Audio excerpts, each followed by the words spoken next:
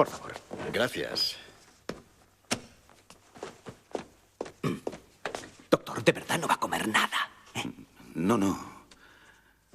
A ver, los enanitos... Buenas noches. 7.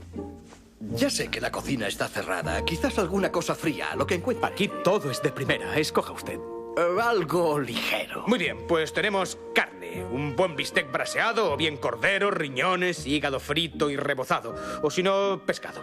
Pescado. Bien, pues tenemos un rodaballo algo grasiento, bacalao bañado en salsa al gran marnier. Si no, un salmón magro y... Un salmón, perfecto. ¿Guarnición?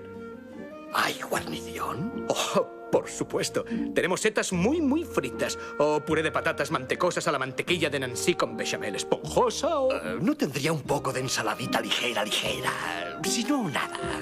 ¿Una ensaladita ligera? Vaya, porque las setas muy fritas eran de verdad excepcionales.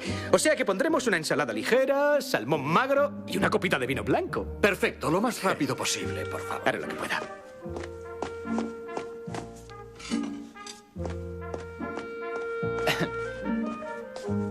Aquí está.